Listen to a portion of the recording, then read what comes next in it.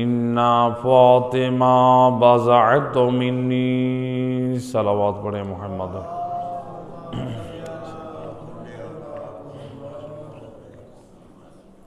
ارباب اعضاء، ایام فاطمیہ کی آج 5ویں اور آخری مجلس سماعت فرما رہے ہیں۔ ان 5 مجالس کا جو موضوع قرار پایا تھا، سید الرسل کی مشہور اور معروف روایت کی روشنی میں جو موضوع تھا وہ ہے سیرت فاطمہ اور پیغام حدیث کسا۔ الحمدللہ 4 مجالس ہماری جناب سیدہ کی کردار اور حدیث کسا کے پیغام کے حوالے سے آپ نے سماعت فرمائی۔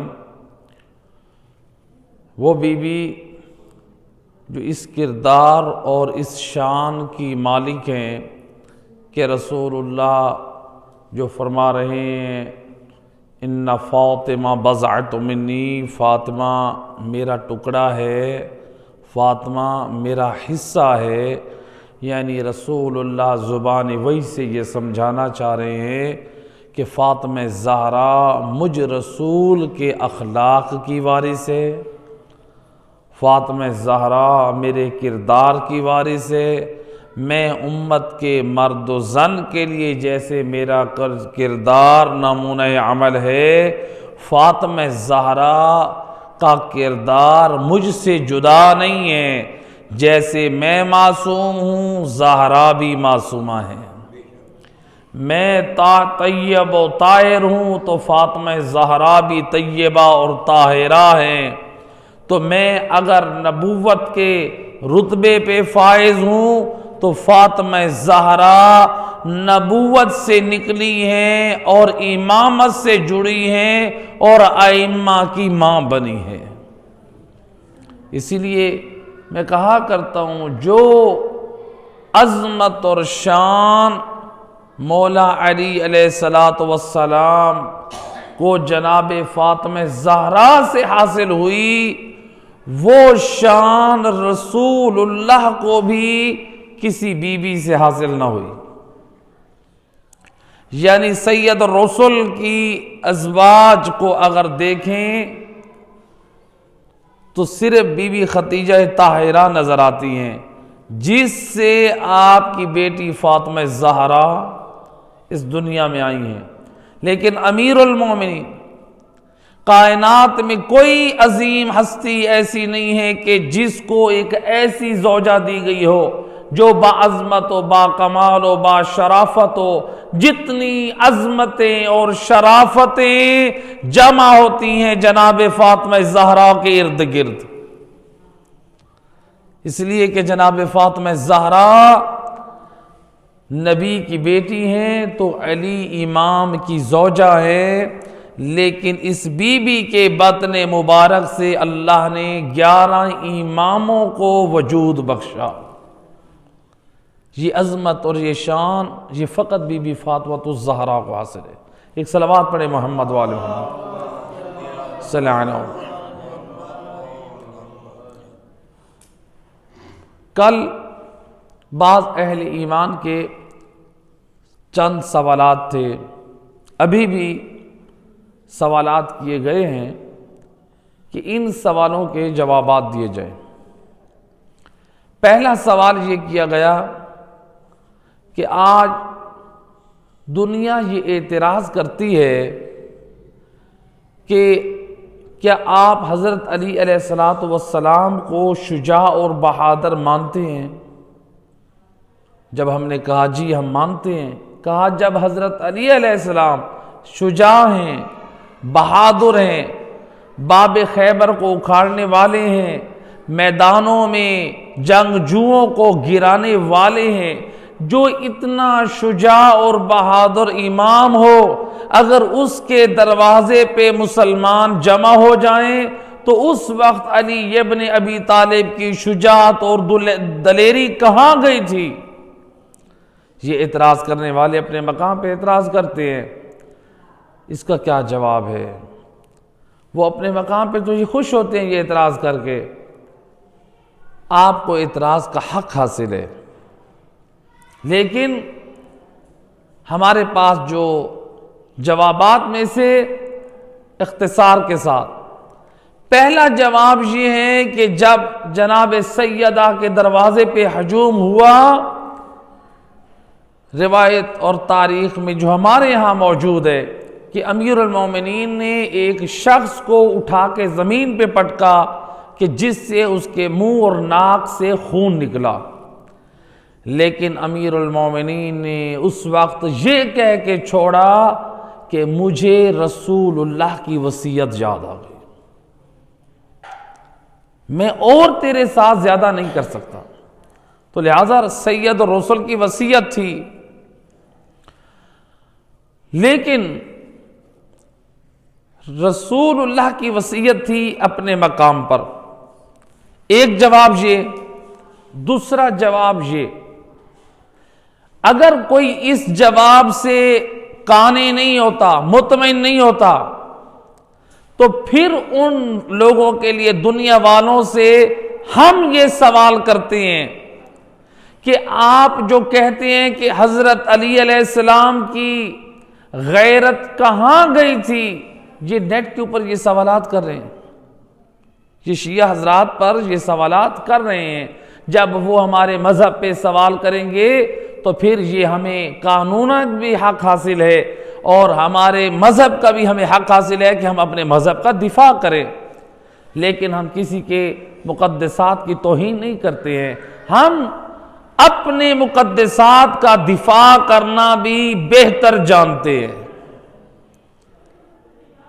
جب یہ اعتراض کیا گیا کہ جب حضرت علی علیہ السلام اتنے شجاع تھے اور وہ اتنے غیرت مند تھے، اور ان کی زوجہ پر جب ظلم کیا جا رہا ہے، جب دروازہ جلایا جا رہا ہے، تو پھر علی حیدر کرار کی غیرت کہاں گئی؟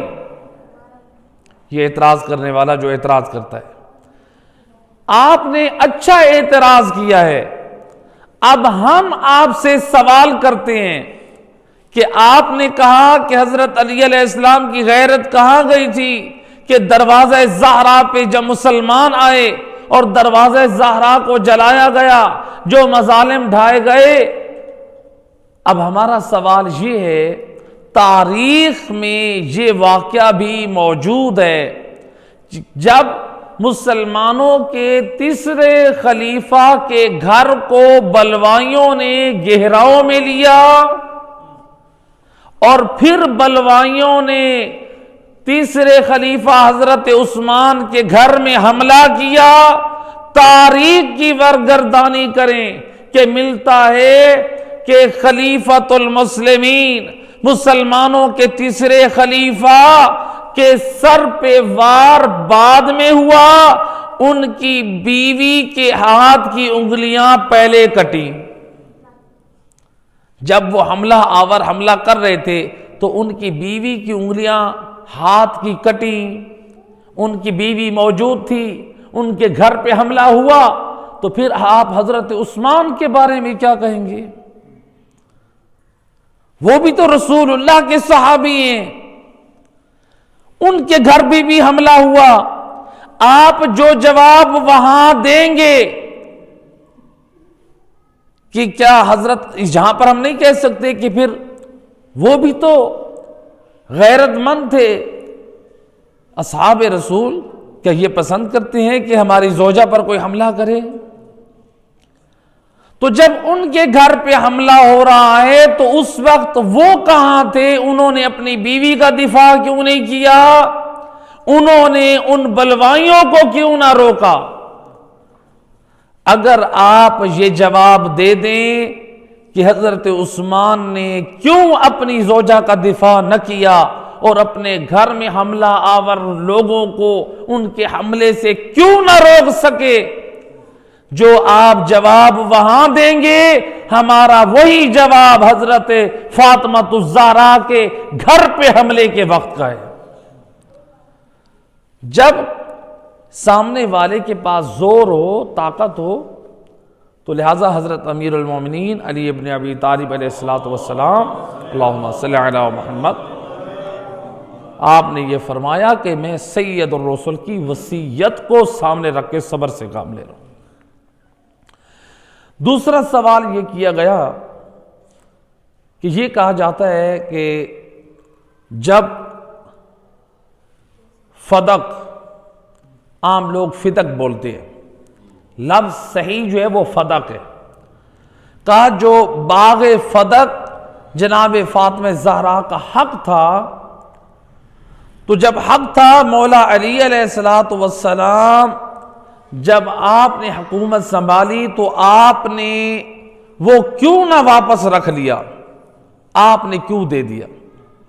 اس کے بھی متعدد جوابات ہیں، خود ائمہ ہدا نے بھی جواب دیے ہیں اور عقلی جوابات بھی موجود ہیں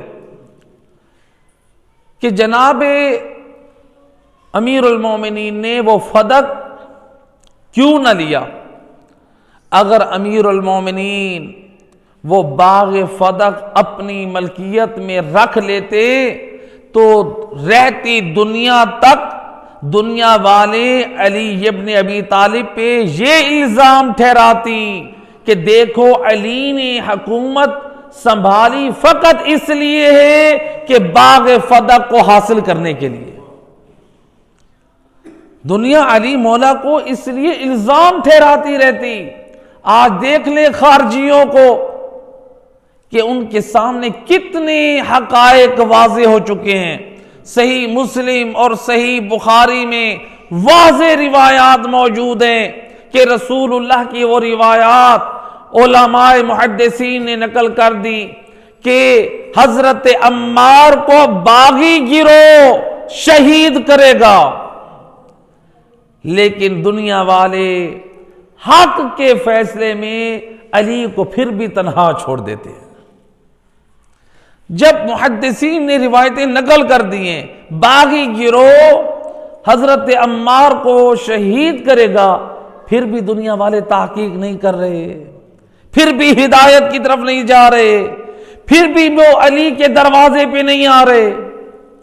تو لہذا یہ ایک تہمت اور مولا علی علیہ السلام کے اوپر ایک الزام ٹھہرایا جاتا، اور آپ نہیں چاہتے تھے کہ ایک جس علی کے کردار پر اللہ نے آئے تطہیر کو گواہ بنا کر نازل کیا ہے کہ امت کے ہاتھوں سے ایک ایسی تہمت لگ جائے کہ دنیا والے معصوم کے کردار میں مشوش ہو جائے۔ تو لہذا آپ نے ایک عصمت کے پاک کردار کو نمونے کے طور پہ محفوظ رکھا، اس حق کو قربان کر دیا۔ تیسرا سوال یہ کیا گیا اسی سوال کے ضمن میں کہ جب خلافت حضرت امیر المومنین علی ابن ابی طالب علیہ السلام اللہم صلی علی محمد امام کا حق تھی، یہ بھی یعنی دنیا والوں کی طرف سے سوال ہوا ہے، جو برادر نے سوال کیا ہے کہ اگر حق مولا علی علیہ السلام کے لیے ثابت تھا، وہ حق پر تھے، تو پھر انہوں نے قیام کیوں نہ کیا؟ انہوں نے جنگ کیوں نہ کی؟ انہوں نے اپنے حق کے حاصل کرنے کے لیے قیام کیوں نہ کیا؟ کیوں چھوڑ دیا اپنے حق کو؟ وہ اپنے حق کے لیے جنگ کرتے، وہ میدان میں آ جاتے۔ تو بہرحال یعنی پہلے والے سوال اور یہ تقریباً ایک جہت کے ملتے ہیں کہ حضرت امیر المومنین نے اپنے حق کے لیے قیام کیوں نہ کیا، جنگ کیوں نہ کی؟ پہلا جواب یہ ہے، امیر المومنین علی ابن ابی طالب علیہ السلام اللہم صلی علی محمد جب آپ نے جنگ لڑی ہے، جنگ صفین، جنگ صفین کے بعد امیر شام نے کتنے سال، 85 سال یا 90 سال، مورخین کا اختلاف ہے، یا بعض نے 100 کے قریب کہا ہے، یعنی 85 سال بھی ہو کم سے کم، 85 سال 85 سال ممبروں پر علی ابن ابی طالب پہ سب کرائی گئی، آپ پر جسارت کروائی گئی۔ جب ایک جنگ ہوئی ہے اس کے نتیجے میں علی مولا کے حق میں 85 سال جسارت کرائی گئی، اور اگر حضرت امیر المومنین کسی اور کے خلاف قیام کرتے، یہ تو رہتی دنیا تک علی ابن ابی طالب کو دنیا والے معاف نہ کرتے۔ دوسری بات یہ ہے کہ امیر المومنین علی ابن ابی طالب علیہ السلام، صلوات پڑھے مل کے امام کے ذات، اللہم صلی علی محمد۔ امام نے قیام کیوں نہ کیا؟ اپنے حق کو کیوں چھوڑ دیا؟ امام نے صبر کا دامن پکڑے رکھا۔ وہی رسول اللہ کی وصیت کہ آپ نے فرمایا کہ مجھے سید اور رسول کی وصیت تھی کہ علی صبر کا دامن نہ چھوڑنا۔ علی صبر کے ساتھ رہ رہے ہیں، اور علی کے سامنے دو چیزیں ہیں۔ اگر علی، ایک جواب دیا جا چکا، اگر علی اپنا حق حاصل کرتے ہیں تو ادھر سے اسلام کی ناموس کو خطرہ ہے، یا تو علی اپنا حق لیں یا پھر علی مولا اسلام کی ناموس کو محفوظ رکھیں۔ تو علی کی نگاہ میں اپنے حق کو قربان کر کے اسلام کی ناموس کو زندہ رکھنا یہ زیادہ اہم کام ہے۔ اور اگر ہم اس کی وضاحت دیں مثال کے ساتھ، تو ایک چھوٹا سا واقعہ، ایک چھوٹا سا فیصلہ خود امیر المومنین علی ابن ابی طالب علیہ السلام، اللہم صلی علی محمد، امام نے اپنے حق کو قربان کر کے اسلام کی ناموس کو زندہ رکھنے کے لیے کیا کیا؟ یہ اس فیصلے سے جواب ملتا ہے۔ امام علی کے فیصلوں میں ایک مرتبہ دو خواتین آئیں، کہتی ہیں یا امیر المومنین، ایک خاتون کہتی ہے یہ میرا بیٹا ہے، دوسری خاتون کہتی ہے یا امیر المومنین یہ میرا بیٹا ہے۔ دونوں خواتین دعوے دار ہیں، ایک کہتی ہے میرا فرزند ہے، دوسری کہتی ہے یہ میرا فرزند ہے۔ اب امیر المومنین علی ابن ابی طالب علیہ السلام نے فرمایا اس طرح کرتے ہیں، اس بچے کے دو حصے کرتے ہیں، ایک تم رکھ لو اور ایک تم رکھ لو، یعنی نفسیات کے ذریعے سے امام فیصلہ کرنا چاہتے ہیں۔ جب آپ نے یہ حکم دیا، جو حقیقی ماں تھی وہ کہنے لگی یا امیر المومنین، آپ اس بچے کو دو حصوں میں تقسیم نہ کریں، میرے پاس نہ رہے، مجھے یہ قبول ہے، لیکن یہ بچہ زندہ رہے مجھے یہ منظور ہے۔ امیر المومنین بھی یہی سمجھانا چاہتے ہیں، اسلام کی ناموس زندہ رہے یہ مجھے منظور ہے، بے شک علی کا حق مارا جائے تو مجھے یہ قبول ہے، بس اسلام کی ناموس اور عزت محفوظ رہ جائے۔ صلوات پڑھ دیں محمد وآل محمد، صلی علی محمد وآل محمد۔ اللہ اکبر، یا رسول اللہ، یا علی، اللہم صلی علی محمد وآل محمد۔ یہ تین سوالات تھے دو مومنین کے۔ ایک اور مومن کا سوال جو 2 دن مسلسل پوچھا گیا کہ والدین کی عزت اور احترام میں آپ نے والدین کے حقوق پر گفتگو کی، جس میں ماں کی عظمت کو اجاگر کیا گیا۔ اگرچہ ہم نے دونوں کے حق کو بیان کیا ہے، جو روایات ہماری آئی تھیں اس میں والدین کا ذکر تھا، اگرچہ اس میں شک نہیں ہے ائمہ اہل بیت کی روایات میں ماں کا رتبہ زیادہ ہے۔ جیسا کہ مومن نے سوال کیا ہے کہ ماں کے رتبے کو تو بیان بھی کیا جاتا ہے اور اس پر زور بھی دیا جاتا ہے، اور باپ کو گھر کے ایک کونے میں چھوڑ دیا جاتا ہے، کیا اسلام میں باپ کی عزت اور مقام ہے یا نہیں ہے؟ ایک صلوات پڑھیں محمد و اہل بیت ذات پر، اللہم صلی علی محمد۔ باپ کی عزت ہے یا نہیں ہے؟ روایت ہے ہمارے پاس، ان بچوں کو ذرا ایک سائڈ پہ کر دیں۔ روایت ہے ہمارے پاس رسول اللہ کی، سید اور رسول فرماتے ہیں، رسول اللہ کی روایت ہے کہ ایک مرتبہ ایک شخص آیا، آ کر کہتا ہے یا رسول اللہ، ایک مل کے صلوات پڑھے محمد و اہل بیت ذات پر، اللہم صلی علی۔ ایک شخص آئے رسول اللہ کی خدمت میں، آ کر کہتا ہے یا نبی اللہ، میرا باپ جو ہے وہ میرے مال کو بھی لے لیتا ہے اور مجھے کچھ دیتا بھی نہیں ہے، میرے ہر حق پہ اس نے اپنا حق جتایا ہوا ہے۔ سید رسول فرماتے ہیں تو بھی اپنے باپ کا ہے اور تیرا مال بھی تیرے باپ کا ہے، یعنی باپ کی عظمت و شرافت کو کم نہ سمجھا جائے، باپ کا بھی ایک مقام ہے۔ اگر ماں کے قدموں کے نیچے جنت ہے، آپ ذرا یہ دیکھیں جس ماں کی یہ عزت اور عظمت ہے، اس ماں کو گھر میں لانے والا کون ہے؟ وہ باپ ہے۔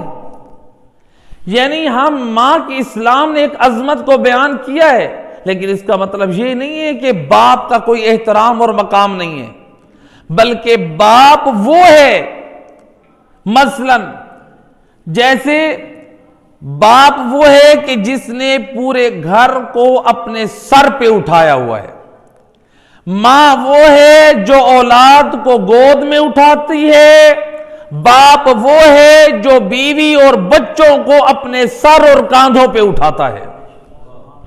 اب ماں کا رتبہ ہے یا باپ کا ہے؟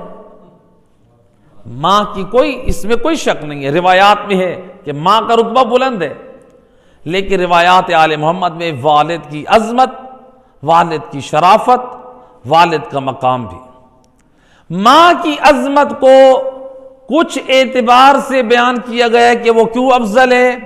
کہا کہ وہ 9 ماہ اپنے شکم میں رکھتی ہے، وہ دودھ پلاتی ہے، وہ اس کو پالتی ہے، اس سے انس رکھتی ہے، اس اعتبار سے کہا کہ ماں کی عظمت اور تعظیم ہے۔ اور باپ کے لیے کہا کہ باپ نے اس کو نام دیا ہے، کیونکہ اگر صرف ماں ہو باپ نہ ہو تو وہ اولاد بھی معاشرے میں لائق تعظیم اور عزت نہیں ہے۔ صرف ماں ہو باپ کا نام نہ ہو، یعنی کوئی بچہ ولد و زنا ہو، جب باپ ہی نہیں ہے تو معاشرے میں اس کی عزت کہاں ہے؟ یہ بھی شکر گزار ہونا چاہیے کہ میرے باپ کا وجود ہے کہ جس کی وجہ سے مجھے حلال زادہ کہا گیا ہے۔ یہ حلال زادہ ہونا اتنی بڑی نعمت ہے کہ اگر کوئی حلال زادہ نہ ہو اس کے پیچھے آپ نماز نہیں پڑھ سکتے۔ کتنا پاک مذہب ہے آپ کا۔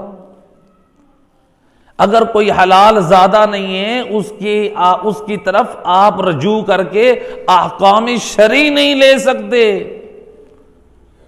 کتنا پیارا مذہب ہے۔ تو لہذا یہ باپ کے وجود کی وجہ سے یہ مقام اور یہ شرف ملتا ہے، اور اللہ نے نان و نفقہ بھی باپ کے اوپر رکھا ہے، یعنی آپ کی تعلیم، آپ کو نام دیا، آپ کو عزت بخشی، وہ باپ کی وجہ سے۔ ایک صلوات پڑھ دے محمد وآل محمد، اللہم صلی علی محمد وآل۔ اگرچہ وہ جو روایت اللہم صلی علی محمد وآل،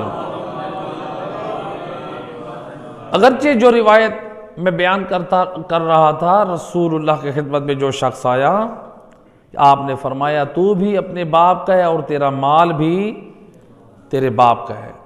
لیکن اس میں بعض اعتبار سے فقہی طور پہ علماء نے اس کے مفاہیم کو بیان کیا ہے۔ وہ کیا؟ یعنی بعض اوقات یہ ہوتا ہے کہ یعنی میراث کے ذریعے سے وہ باپ اس کا حصے دار بنتا ہے، لیکن یہ اور بات ہے کہ اگر بیٹا اپنا ذاتی مال رکھتا ہے تو پھر باپ اس کی مرضی اور اجازت کے بغیر اگر وہ راضی نہیں ہے تو اس سے نہیں اٹھا سکتا۔ اسی طرح اور بہت سارے ایسے احکام ہیں۔ تو لہٰذا ہمارے ہاں یہ ہے کہ ہم ایک روایت سنتے ہیں یا پڑھتے ہیں تو اس کے اسی معنی میں ہم رہ جاتے ہیں، تو لہٰذا اس کے معانی اور مفاہیم پیش کیے گئے ہیں۔ تو فقط کوئی یہ نہ سمجھے کہ بیٹے کا مال جو ہے اس کا وارث سارے جو ہے وہ باپ ہے، لہٰذا اس کی اجازت کے بغیر اٹھا لے یا جیسے استعمال کر لے، لہٰذا مولانا صاحب بتا کر گئے ہیں کہ وہ تو سارا اس کا مالک وہی ہے۔ تو یعنی اس اعتبار سے کہ اولاد پہ حق ہے کہ وہ اپنے والد کے اوپر خرچ کرے اور اس کے جو بھلائی اور نیکی کے مواقع ہیں اس میں اس کو فراموش نہ کرے۔ یعنی اپنا حق جس طرح والد نے اپنی زندگی میں نان و نفقہ اس کے اوپر صرف کر کے اس کے اخراجات اور ضرورتوں کو پورا کیا، اسی طرح اولاد کے اوپر بھی یہ فرائض میں سے ہے کہ وہ بھی اپنے والد اور یا والدہ کے حقوق کو فراموش نہ کرے۔ صلوات پڑھ دے محمد و اہل بیت صلی اللہ علیہ وسلم۔ یہ تھے جو سوالات کیے گئے تھے۔ اب آتے ہیں ہم حدیث قصہ کے پیغام۔ ہمیں حدیث قصہ میں یعنی اس کے پیغامات کی طرف توجہ کریں تو ابھی ہم شروع ہی میں ہیں، اور یہ 5ویں مجلس جو ہے الحمدللہ اختتام کی طرف جا رہی ہے۔ تو اس حدیث قصہ میں ہمیں ایک بہترین جو اور پیغام ملا ہے، اس میں پنجتن پاک کے نام بڑے عظیم بیان کیے گئے ہیں۔ محمد، علی، حسن، حسین، فاطمہ، یعنی یہ صرف کوئی ہو سکتا ہے کہے کہ آپ یہ تو پنجتن پاک ہیں، آپ محبت کی وجہ سے کہہ رہے ہیں، نہیں، جو ان کے معانی ہیں وہ خود اپنے اندر ایک عظمت اور شرافت رکھتے ہیں۔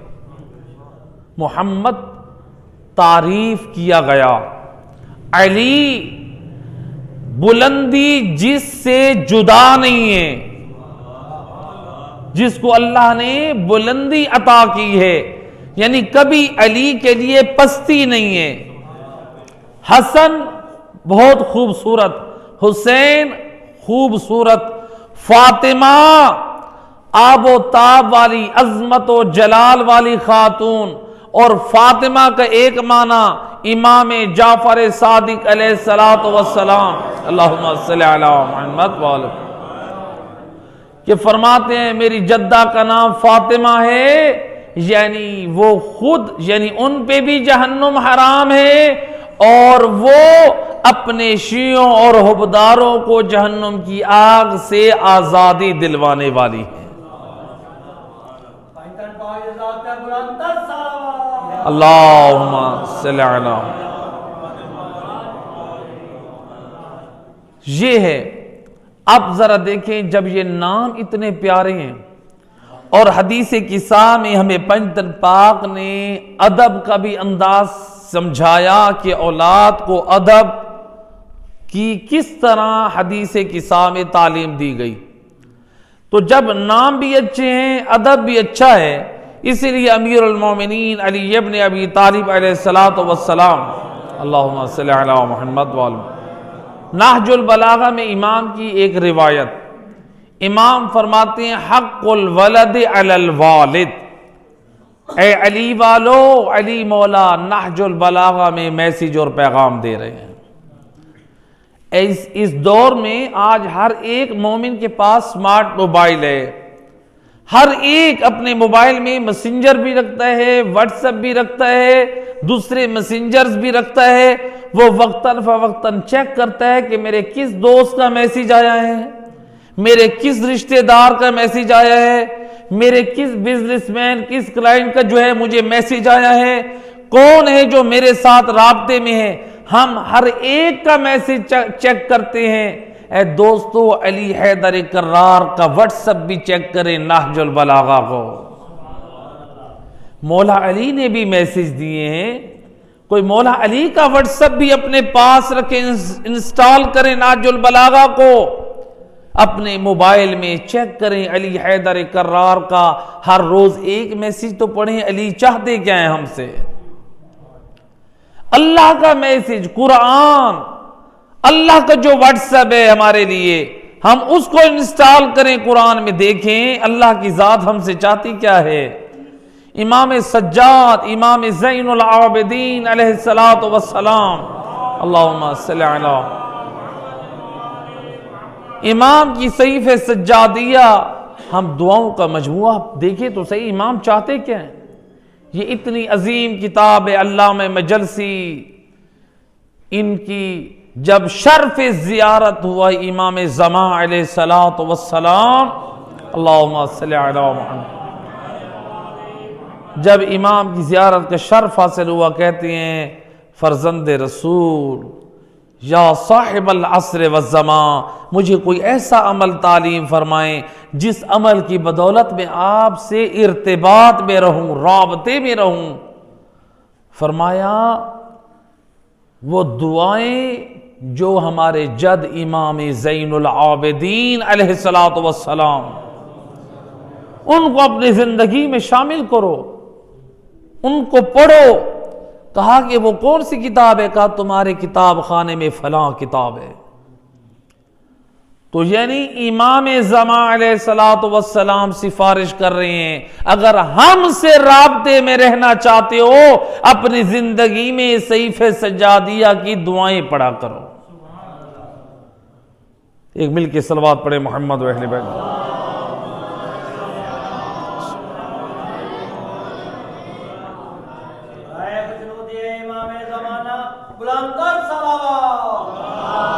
اللہم صلی علی۔ مولا علی کیا فرماتے ہیں؟ اے علی والو، امام فرماتے ہیں حق الولد علی الوالد ان یحسن اسمہ۔ امام فرماتے ہو علی والو آؤ، علی تمہیں پیغام دے رہا ہے۔ فرماتے ہیں بچے کا حق والد پر یہ ہے اس کا نام اچھا رکھے، نام اچھا تجویز کریں، یعنی اس کے معانی کی طرف توجہ کرنی چاہیے، اس کے معانی دیکھنا چاہیے۔ بعض لوگ کہتے ہیں ہم قرآن سے ہم لفظ دیکھیں گے ہم وہ رکھیں گے۔ قرآن میں ضروری نہیں ہے جو لفظ قرآن میں آ گیا آپ وہی رکھیں۔ قرآن میں تو فرعون کا نام بھی ہے، قرآن میں تو نمرود کا نام بھی ہے، اس میں کوئی شک نہیں ہے۔ قرآن عظمت والی کتاب ہے، قرآن شرافت والی کتاب ہے، لیکن یہ کسی امام نے نہیں فرمایا آپ قرآن سے بچے کا نام رکھیں۔ بعض لوگوں نے ایک عقیدت اپنی بنا رکھی ہم قرآن سے نام رکھیں گے۔ یہ حکم ہے جو نام رکھیں وہ معنی اچھا ہو۔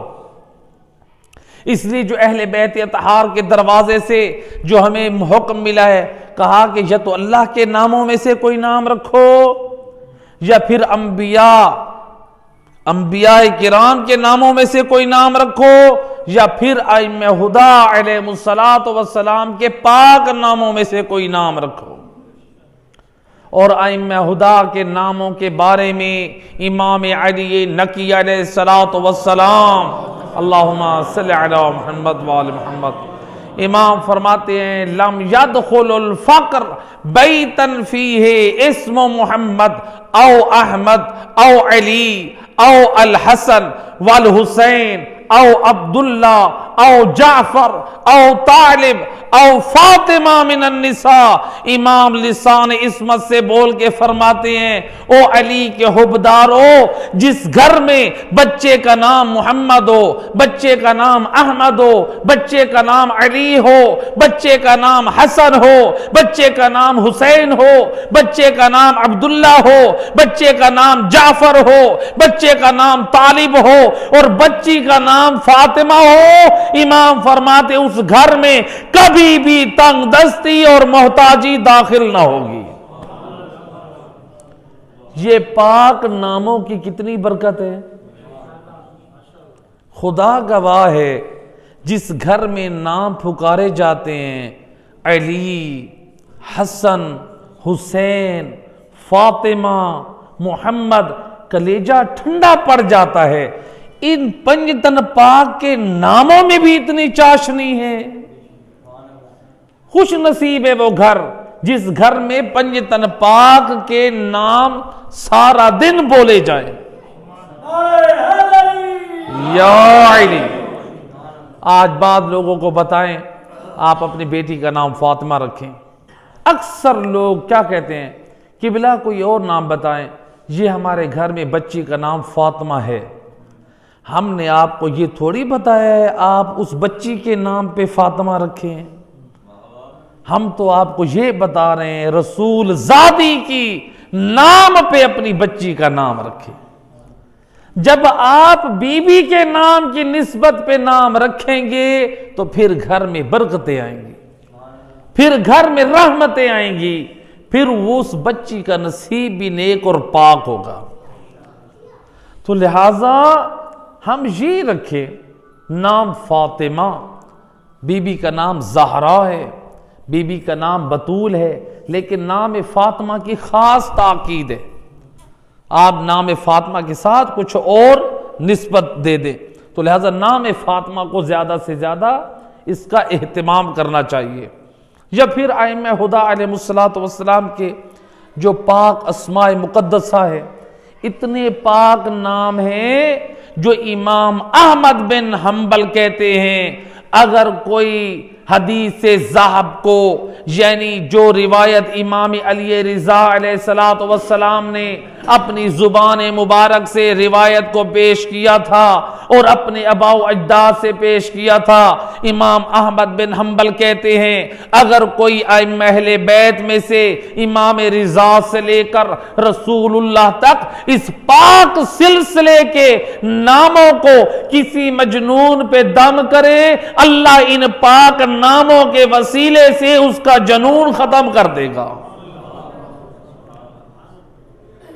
مجھے بڑا تعجب ہوتا ہے، ادھر سے امام احمد بن حنبل کہتے ہیں اور اگر کسی مجنون پہ دم کریں تو اس کا جنون ختم ہو جائے گا، اور کتنی بڑی جسارت کی کسی نے کہ سید الرسل کے حق میں کہا کہ الیاذ باللہ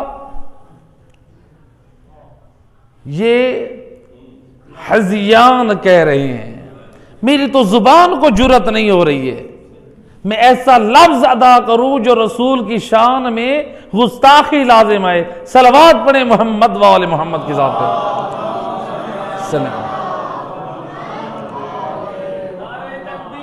اللہ اکبر، یا رسول اللہ، یا علی، اللہم صلی اللہ۔ لہٰذا بچوں کے نام اچھے رکھیں، ائمہ اہل بیت کے نام پہ رکھیں۔ بعض لوگ کہتے ہیں، مثلا اکثر جو ہم سے لوگ رابطہ کرتے ہیں، قبلہ ستارہ دے کے ہمارے بچے کا نام رکھیں۔ ستارہ ہمارے ائمہ اہل بیت سے ثابت نہیں ہے۔ جو لوگ نگینہ وہ کہتے ہیں کہ ہم وہ پہنیں گے تو ستارہ ملوائیں گے، یا کسی بچوں کی شادی کریں گے تو یہ ستارے ملوائیں گے، یا بچے کا نام رکھنا ہے تو ستارہ، یہ کنڈلیاں، یہ میرے دوست یہ ہندو مذہب کی رسومات ہیں۔ ہم آل محمد کے چاہنے والے ہیں، ان کے دروازے سے اس قسم کی خرافات نہیں ملتی۔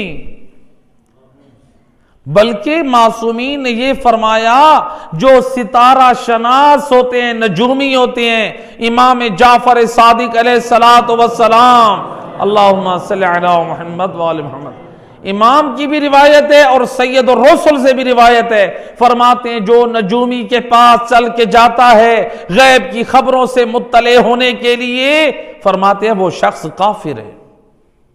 نجومی بھی کافر ہے، اس کے پاس جانے والا بھی کافر ہے۔ اور ہم لوگ جاتے ہیں، ہماری عام طور پہ عورتیں جاتی ہیں ستارہ ملوانے کے لیے کہ میری بیٹی کے لیے یہ داماد صحیح رہے گا، میرے بچے کے لیے یہ نام صحیح رہے گا۔ یہ ستارہ یہ کہاں جا رہے ہیں ہم؟ کیا ملتا ہے ائمہ اہل بیت علیہم الصلوۃ والسلام میں سے کوئی گیا ہو کسی نجومی کے پاس؟ ضرورت ہی نہیں ہے۔ یہ سارے پاک نام اللہ نے اپنی طرف سے تجویز کیے ہیں محمد وآل محمد کے۔ ہمارا ایمان ہے کہ نہیں ہے؟ معصومین ہر نقص اور عیب سے پاک ہیں یا نہیں ہے؟ تو جب ان کے نام بھی ہر نقص سے اور عیب سے پاک ہیں، تو پھر ہم کیوں یہ تلاش کر رہے ہیں کہ ہم کوئی اور نام رکھیں جو ستارے کے ساتھ ملے؟ یا تو اس کا مطلب ہے کہ ہماری معرفت کمزور ہے۔ اور میرا دوست، آل محمد کے نام بڑے مقدس ہیں، بڑے پاک ہیں، بڑے طاہر ہیں، بڑے مطہر ہیں، ان کے بارے میں سوچنا بھی نہیں چاہیے۔ جو سوچتا ہے اس کے بارے میں جا کے ستارہ پرستوں کے بعد نجومیوں کے پاس، تو لہذا اس کا مطلب ہے ایمان کی اس کے پاس وہ طاقت اور روح نہیں ہے۔ تو لہذا یہ نام فال کے ذریعے سے اس کا کوئی کنسپٹ نہیں ہے محمد وآل محمد کے۔ آپ نام اچھا تجویز کریں بچے کا، یا معصومین کے نام پہ رکھیں، یا انبیاء کے ناموں اور ائمہ ہدا کے ناموں کو جوڑ کے، یا اللہ کے نام کے ساتھ معصومین کے نام کو جوڑ کے، یعنی اس طرح بابرکت اور مناسب نام رکھیں، یہ ہونا چاہیے۔ تو لہذا نام بچے کا اچھا ہونا چاہیے۔ تو بچے کا اچھا نام رکھنا چاہیے۔ امیر المومنین پہلی سفارش یہی فرما رہے ہیں، ان یحسن اسمہ، بچے کا نام اچھا ہو۔ دوسرا آپ نے فرمایا وَأَن يُحَسِّنْ أَدَبَهُ، باپ کا حق ہے، باپ پر حق ہے بیٹے کا یا بچی کا کہ اس کو اچھے ادب کو سکھائے، اچھے ادب کی تعلیم دے۔ ایک صلوات پڑھے محمد و اہل بیت ذات۔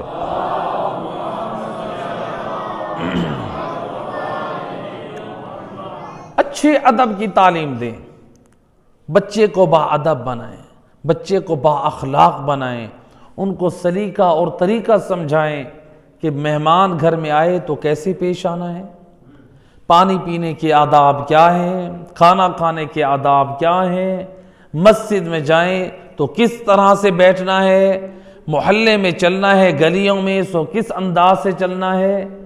ہمیں یہ تو گھر میں سب کچھ بچوں کو ہم سکھانے کے لیے یہ ہمیں فکر رہتی ہے کہ بچے کو سکھائیں کہ اس کو موٹر سائیکل چلانا آ جائے، اس کو گاڑی چلانا آ جائے، اس کو سمارٹ موبائل چلانا آ جائے، اس کو دنیا کی ہر کوئی نئی ٹیکنالوجی سکھانا، یہ ہماری فکر ہوتی ہے ہماری اولاد کو آ جائے، اس چیز میں پیچھے نہ رہے۔ بچے کے لیے یہ فکر کیوں نہیں ہوتی ہے ان کو آل محمد کے آداب آ جائیں، آل محمد کے اخلاق کی عادات آ جائیں، یہ ہونی چاہیے۔ آئیں ذرا آل محمد کے گھرانے کی ذرا حالت تو دیکھیں، کس طرح جناب فاطمہ زہرا نے، معصوم ہیں امام حسن اور امام حسین، معصوم ہستیاں ہیں، لیکن بی بی کتنی پاک تربیت کر رہی ہیں ان شہزادوں کی۔ ملتا ہے امام حسین علیہ السلام کے بچپن کا زمانہ ہے، سید نعمت اللہ جزائری نے اس روایت کو نقل کیا ہے۔ امام حسین کے بچپن کا زمانہ ہے، گھر کا ماحول ایسا ہے کہ جناب سیدہ بھی روزہ رکھتی ہیں، امیر المومنین بھی روزے رکھتے ہیں، اور امیر المومنین کو بڑے روزوں سے محبت ہے۔ ماں باپ کے ان روزوں کو دیکھ کر حسین مولا کے دل میں بھی روزوں کی محبت بیٹھ گئی۔ حسین مولا ابھی چھوٹے ہیں، ابھی بچے ہیں۔ روایت کا جملہ ہے امام حسین علیہ السلام نے روزہ رکھ لیا۔ روزہ رکھ لیا، گرمیوں کا موسم ہے، جب دن کا وقت ہوا، پیاس کی شدت کا غلبہ ہوا، جناب فاطمہ زہرا سے برداشت نہ ہوا کہ میرا لخت جگر جس پہ پیاس کا غلبہ ہے اور روزے بھی رکھا ہوا ہے، جناب سیدہ فرماتی ہیں میرا لال روزہ واجب نہیں ہے، افطار کر لے۔ لیکن امام حسین ابن علی ماں زہرا کی بھی تعظیم کر رہے ہیں اور ادب اور اسلامی حکم کی بھی پابندی کر رہے ہیں۔ فرماتے ہیں اے مادر گرامی، اے مادر گرامی، انشاءاللہ میں اسے مکمل کر لوں گا، آپ میرا یہ پہلا روزہ ہے، اس روزے کو مکمل ہونے دیجیے۔ یعنی ماں کو راضی کر رہے ہیں، ماں کی بھی مخالفت لازم نہ آئے اور روزہ بھی باقی رہے۔ جناب سیدہ خاموش ہو گئی۔ روایت کے جملے ہیں، جب کچھ دیر بعد امیر المومنین تشریف لائے، فرماتی ہیں یا ابا الحسن، حسین پہ پیاس کا غلبہ ہے، گرمی سخت ہے، آپ فرزند سے سفارش کیجئے۔ امیر المومنین آئے، میرے لال روزہ افطار کر لیں۔ فرماتے ہیں بابا جان آپ کی اجازت، میں انشاءاللہ زندگی کا پہلا روزہ ہے، مجھے تمام کرنے دیں، یہ مجھ حسین کی تمنا ہے۔ اللہ اکبر، یہ گھر کے ماحول کا اثر ہے۔ اب روایت کہتی ہے تھوڑی دیر بعد رسول اللہ تشریف لائے۔ امیر المومنین فرماتے ہیں یا رسول اللہ، آپ ہی حسین ابن علی اپنے فرزند حسین کو سمجھائیں، پیاس کا غلبہ ہے، شدت پیاس، گرمی سخت ہے۔ گویا امام سے اور بی بی سے بھی یہ حالت نہیں دیکھی جا رہی تھی۔ جب سید رسول نے دیکھا سخت گرمی ہے، شدت پیاس ہے اور اس حسین نڈھال ہیں، حسین مولا کم سن ہے، روزہ رکھا ہوا ہے۔ سید رسول دیکھ کے جب دیکھا نا کہ میرے فرزند کی حالت غیر ہو رہی ہے، فرماتے ہیں میرے لال روزہ افطار کر لے، میں نبی تیرے روزے کے ثواب کی ضمانت دیتا ہوں۔ اللہ اکبر۔ امام حسین کیا فرماتے ہیں؟ فرماتے ہیں یا جدہ، نانا حسین کی زندگی کا پہلا روزہ ہے، خدا را اسے تمام ہونے دیجئے، میں نے اللہ کی رضا کے لیے روزہ رکھا ہے۔ یہ ہے گھر میں جو والدین کا، معصوم ہستیوں کا پاک کردار تھا، اس پاک کردار سے حسین نے بھی یہی سیکھا۔ اب روایت کہتی ہے جب سید رسول نے دیکھا کہ حسین اس روزے کو باقی رکھنا چاہتے ہیں، سید رسول نے ہاتھوں کو بلند کیا، فرماتے ہیں اے بار الہا، حسین پر شدت پیاس کا غلبہ ہے، حسین کی پیاس کم ہو جائے، اے پروردگار تو سورج کو غروب کر دے۔ سید نعمت اللہ جزائری اس روایت کو نقل کرتے ہیں، سید رسول کی دعا تمام ہوئی، سورج غروب ہوا۔ جب سورج غروب ہوا، اب حسین مظلوم کربلا نے روزہ افطار کیا۔ وہ امام حسین خوش ہے اس بات سے میرا روزہ مکمل ہو گیا۔ اب روایت کے جملے ہیں جب امام حسین علیہ السلام کا یہ روزہ مکمل ہوا، سب سے پہلے اپنی ماں زہرا کی خدمت میں کہتے ہیں یا اماں، میں نے اللہ کی خوشنودی کے لیے میں نے زندگی میں پہلا روزہ رکھا ہے، اس خوشی کے مقام پہ آپ مجھ حسین کو کیا ہدیہ عطا کریں گے؟ جو آج ہم کہتے ہیں نا کہ مثلا بچے نیک کام کرتے ہیں ہمارے گھروں میں تو کیا کہتے ہیں کہ آپ مجھے کیا انعام دیں گے؟ امام حسین فرما رہے ہیں یا اماں، آپ مجھے کیا ہدیہ عطا کریں گی؟ اس مناسبت پہ روایت کے جملے جناب سیدہ فرماتی ہیں میرے لال، اللہ نے دنیا کے تمام پانیوں کو مجھ زہرا کا حق مار قرار دیا ہے، میں نے یہ دنیا کا تمام پانی تیری ملکیت قرار دی۔ اللہ اکبر۔ مصائب کا یہ جملہ ہے، لیکن میں مقام مصائب میں نہیں ہوں۔ میں قربان جاؤں زہرا کا لال، جس امام کو مالک بنایا گیا ماں زہرا کے حق مار کے پانیوں کا۔ کربلا میں حیوان سیراب ہو رہے ہیں، لیکن ساقی کوثر کا لال پیاسا مارا جا رہا ہے۔ اللہ اکبر۔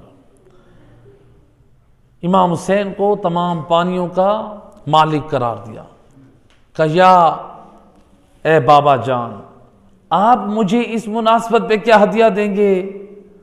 فرماتے ہیں میں ابو تراب ہوں، میں پوری دنیا کی زمین جو ہے تیری ملک میں قرار دیتا ہوں۔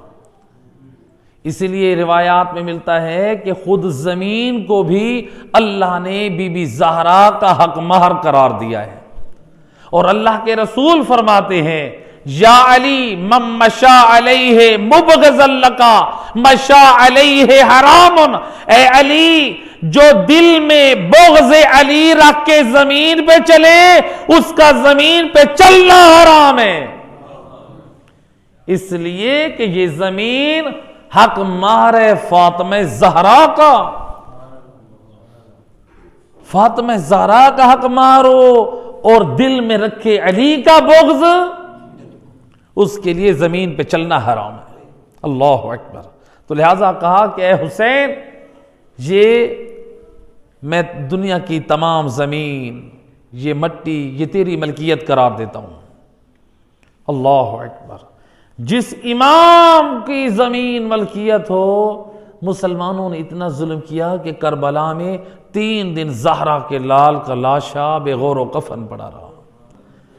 میں مقام مصائب میں نہیں ہوں، لیکن آپ کو ان نکات کی طرف توجہ دلانا چاہتا ہوں۔ کتنی عظمت کا مالک حسین، اور مسلمانوں نے کتنے ظلم ڈھائے۔ اللہ اکبر۔ ادھر سے اب امام حسین فرماتے ہیں یا جدہ، اے نانا جان، آپ مجھے اس مناسبت پہ کیا ہدیہ اور تحفہ عطا کریں گے؟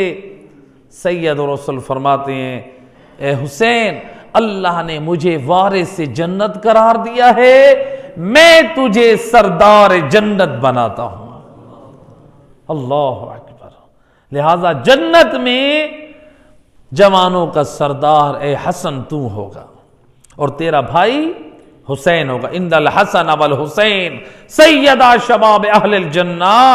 رسول اللہ نے فرمایا بے شک حسن و حسین دونوں جوانان جنت کے سردار ہیں۔ اور جب یہ رسول اللہ نے ہدیہ دے دیا، اب روایت کہتی ہے جبرائیل امین نازل ہوئے،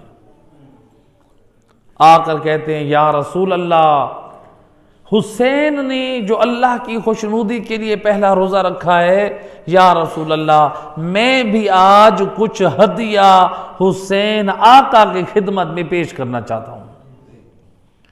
کہ کیا ہدیہ ہے؟ کہ یا نبی اللہ، ایک ستارہ ہے جو 30,000 سال بعد طلوع ہوتا ہے۔ کتنے سال بعد؟ ایک ستارہ 30,000 سال بعد طلوع ہوتا ہے۔ یا رسول اللہ، میں نے اس ستارے کو 30,000 مرتبہ طلوع ہوتے دیکھا ہے۔ اس عرصے میں نے جو رب کی عبادت کی ہے، اس تمام عبادت کا ثواب ہدیہ کرتا ہوں حسین ابن علی کو۔ اللہ اکبر، کتنی عظمت اور شان۔ اب جبرائیل امین جب اپنا ہدیہ کر چکے اور کہتے ہیں یا نبی اللہ، خلاق دو عالم درود و سلام کے بعد فرماتا ہے حسین نے روزہ رکھا ہے میری رضا کے لیے، میری خوشنودی کے لیے، آج میں اللہ بھی حسین کو کچھ عطا کرنا چاہتا ہوں۔ اے یا رسول اللہ، اللہ فرماتا ہے میں نے حسین کو یہ تحفہ عطا کیا اس مناسبت پہ، جس پہ حسین راضی ہوگا اس سے رب العالمین راضی ہوگا۔ اللہم صلی علی محمد آل محمد۔ حسین کو راضی کر لو تو رب کی ذات راضی ہے۔ اللہ اکبر۔ یہ عظمت امام حسین. ذرا دیکھیں یہ آل محمد کے گھرانے میں جناب سیدہ اور مولا علی کے گھر کا وہ کردار پاک تھا کہ امام حسین بچپن کا زمانہ ہے لیکن ماں باپ کے عمل سے انہوں نے ادب کو سیکھا. اگر باپ اور ماں گھر میں نمازی ہوں گے تو اولاد نمازی ہوں گی. اگر ماں باپ سچے ہوں گے اولاد سچی ہوں گی. ماں باپ کی آنکھ میں شرافت ہوگی تو اولاد کی آنکھ میں شرافت ہوگی. ماں باپ واجبات کے پابند ہوں گے تو اولاد بھی واجبات کی پابند ہوگی. ماں باپ دیانتدار ہوں گے تو اولاد بھی دیانتدار ہوں گی. اگر ماں باپ آل محمد کے ذکر میں بیٹھ کے روئیں گے تو اولاد بھی بیٹھ کے روئے گی. اے مومنو ان چیزوں کی ہمیں اشد ضرورت ہے. جب آل محمد کے ذکر میں آیا کریں تو وسیع قلب سے بیٹھ کے آل محمد کے مصائب پر رویا کریں اور اپنے بچوں کو ساتھ بٹھایا کریں. یہ مجالس اعزا ہمارے لیے بہترین تربیت گاہ ہیں. اگر ان مجالس اعزا میں ہمارے جوانوں کی، ہمارے نسلوں کی، ہمارے بچوں کی تربیت نہ ہو سکی تو کائنات کی کوئی ایسی یونیورسٹی نہیں ہے جہاں پر ان کو باادب بنایا جائے. سب سے عظیم یونیورسٹی اگر ہے تو یہ ذکر امام حسین، یہ ذکر محمد وآل محمد ہے. ہم اس سے بہت کچھ سیکھ سکتے ہیں، اپنی نسلوں کو، اپنی اولادوں کو سکھا سکتے ہیں. تو لہٰذا یہ ہماری ایک ذمہ داری ہے. تو دوسرا حق والدین کے اوپر کس کا ہے؟ والد کے اوپر، کہ ان کو اچھا ادب سکھائیں. تیسرا حق امیر المومنین فرماتے ہیں وَإِن يُعَلِّمُهُ الْقُرْآنَ، کہ وہ اپنی اولاد کو قرآن کی تعلیم دے. ایک صلوات پڑھیں محمد وآل محمد.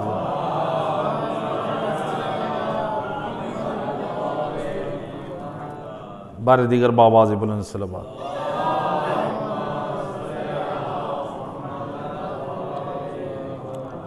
تیسرا حق یہ ہے کہ والدین اولاد کو تلاوت قرآن کی تعلیم، قرآن کی تعلیم دینا. کیونکہ دیکھیں آپ کسی بھی ادارے میں جاتے ہیں تو وہاں پر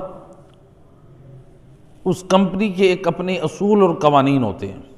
چھوٹی سی جاب آپ کو لینی ہے نا، آپ وہاں پر وہ آپ کو اپنے اصول اور قوانین دکھائیں گے، بھئی آپ کو ان کے اوپر عمل کرنا ہے.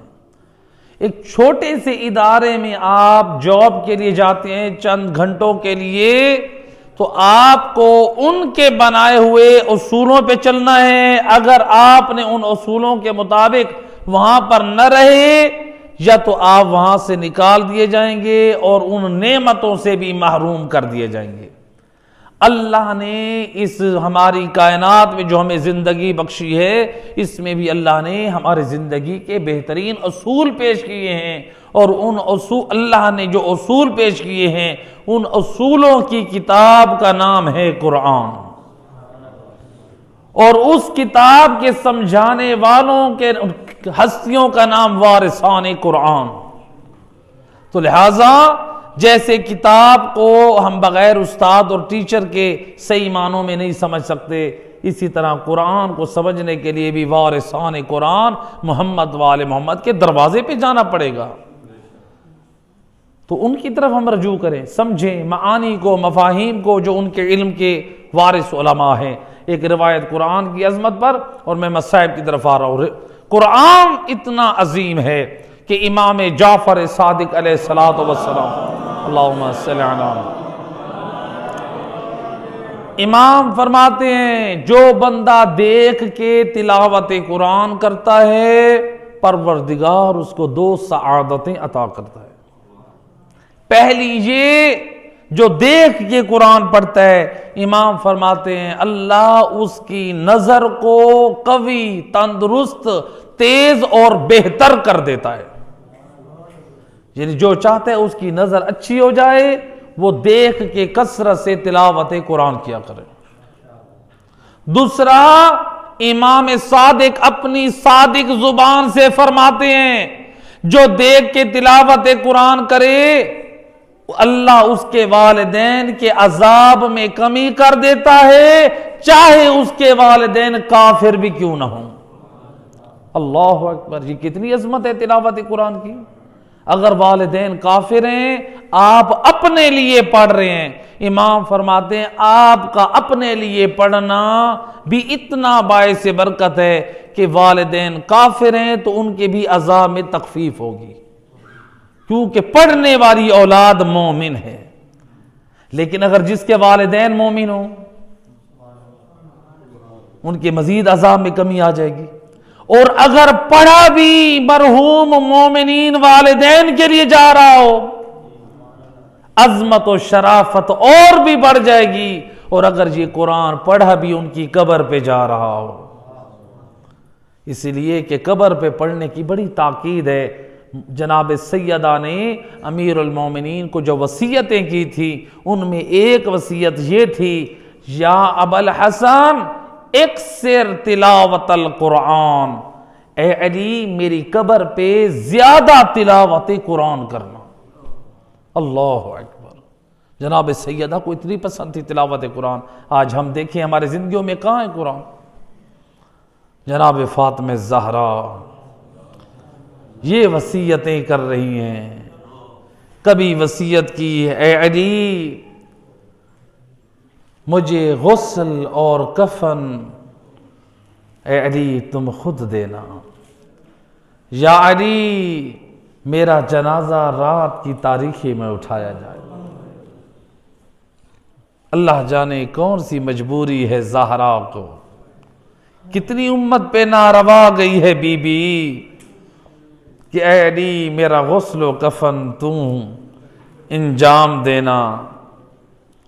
عزادارو روایت کہتی ہے جب نماز مغرب و عشاء کے درمیان وقت تھا، رسول زادی کی روح اس عالم دنیا سے پرواز کر گئی۔ مدینہ شہر میں ہر طرف اندھیرا ہے، اور یہی 3 جمادی الثانی کی رات ہے، یہی وہ گھڑیاں ہیں فاطمہ زہرا حسن و حسین کو چھوڑ کے اپنے بابا کی طرف جا چکی ہیں۔ اجرکم علی اللہ عزادارو، روایت کہتی ہے امام حسن امام حسین مسجد میں ہیں، جب یہ واپس آئے بی بی اسماء بنت امیس جناب زہرا کے بدن مبارک پہ گر کے بوسے لے رہی ہیں بی بی کے، اور کہتے ہیں اے اسماء ہماری ماں کیوں سوئی ہوئی ہے؟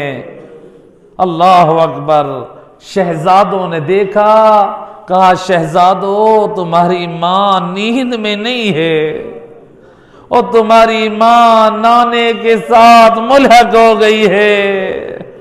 اجرکم علی اللہ عزادارو، روایت کہتی ہے حسن و حسین جب روتے ہوئے آئے مسجد النبوی میں، وا محمدہ وا جدہ، ہائے محمد ہائے نانا، ہر ایک طرف صدا ہے، اور رسول کے اصحاب سمجھے شاید شہزادوں کو نانے کی یاد آ گئی، لیکن زبان پہ جملہ آیا، او نانا آج تیرا جانا او ہمارے لیے یہ غم تازہ ہو گیا، او ہمیں ماں زہرا چھوڑ کر جا چکی ہے۔ یہ سننا تھا، علی کے کانوں میں آواز پڑی، فغوشی علیہ، ہے علی مولا غش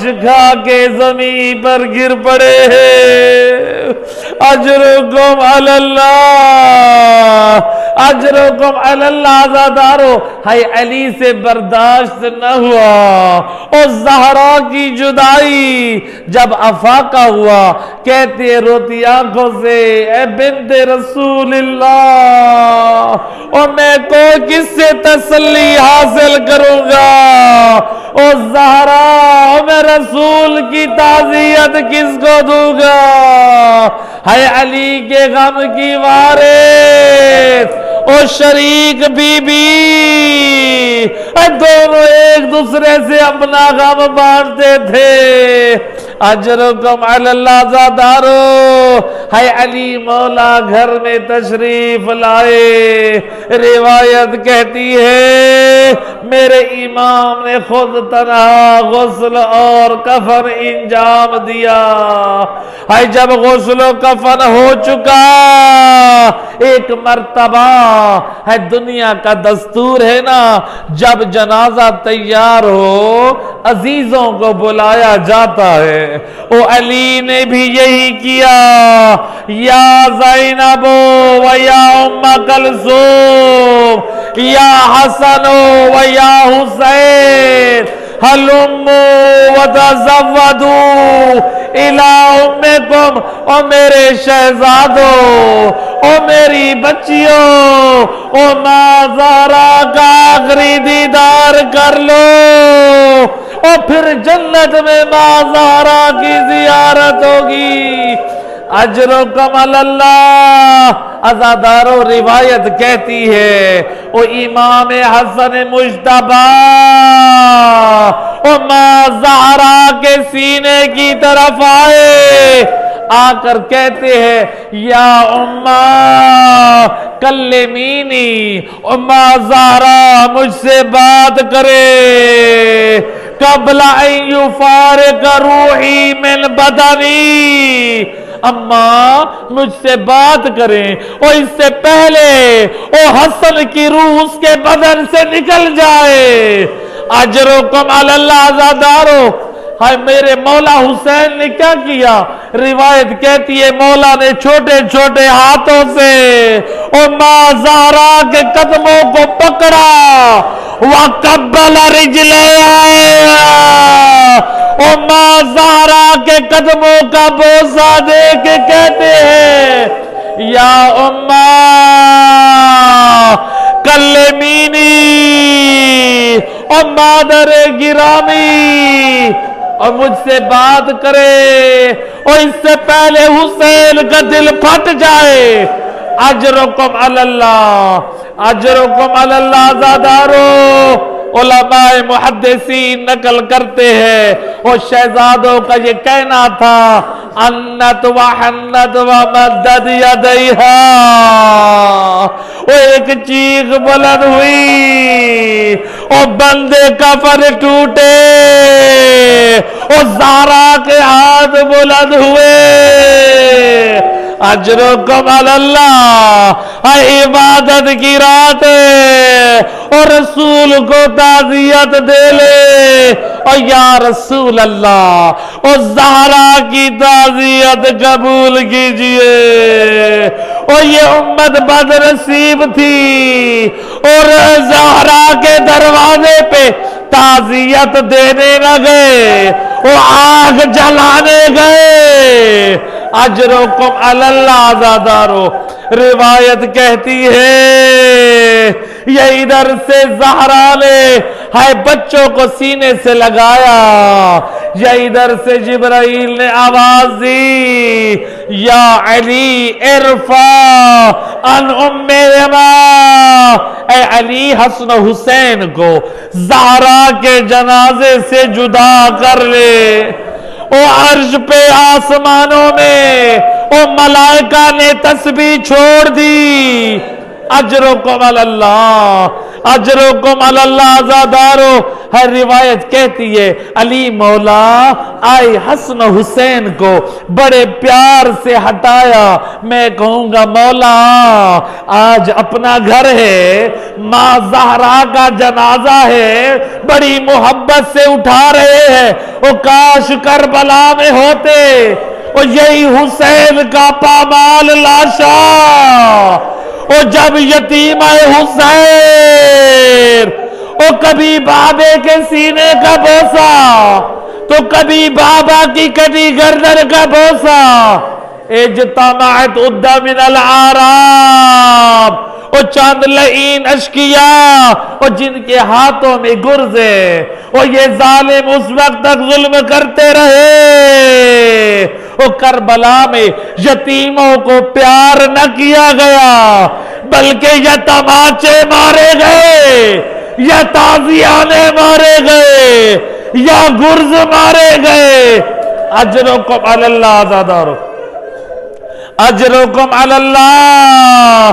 اور روایت کہتی ہے او زہرا کا جنازہ اٹھا، وہ کس شان سے اٹھا؟ روایت ہے میرے چھٹے امام سے پوچھا گیا بی بی کا جنازہ کہاں ہوا؟ فرمایا جنازہ گھر میں ہوا، وہ بعد میں گھر سے باہر نکلا ہے۔ جب زہرا کا جنازہ اور رات کی تاریکی میں باہر نکلا، بعض ارباب عزا نقل کرتے ہیں اور جب بی بی کا جنازہ جب چوکر سے باہر نکلا، دیکھا ایک بچی کی رونے کی آواز ہے۔ میرے مولا نے مڑ کے دیکھا، یہ کوئی اور نہیں میری شہزادی زینب، اور سر پہ چادر کا زینب۔ ایک مرتبہ روایت کہتی ہے علی مولا نے اور زہرا کا جنازہ چھوڑ دیا، حسن حسین سے کہا او جنازہ ماں گھر لے کر چلو، او میں شہزادی کو گھر میں چھوڑ کے آتا ہوں۔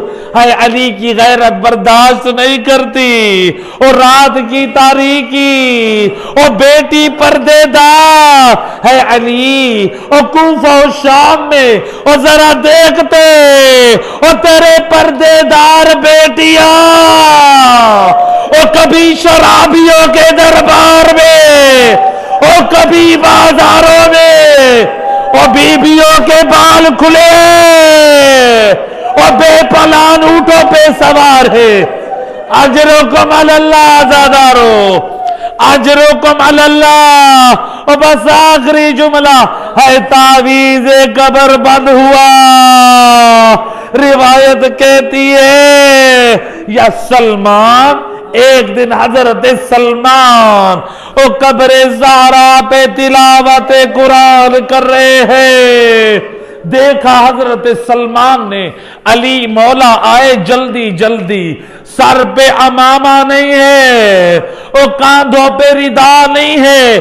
سلمان دیکھ کے پریشان ہوئے، مولا او آج کیا قیامت ٹوٹی، او سر پہ عمامہ نہیں ہے۔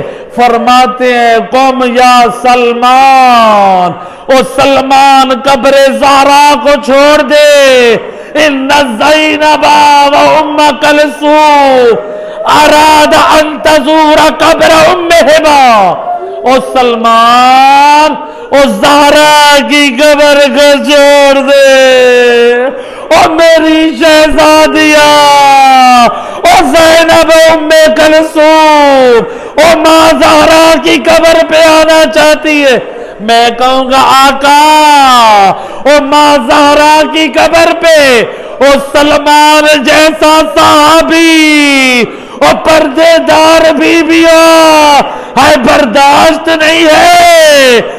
کاش ہوتے شام کے بازار میں، ہے 3 دن بی بی زینب اور دروازہ شام پہ کھڑی رہی۔ الا لعنت اللہ علی القوم الظالمین وسيعلم الذين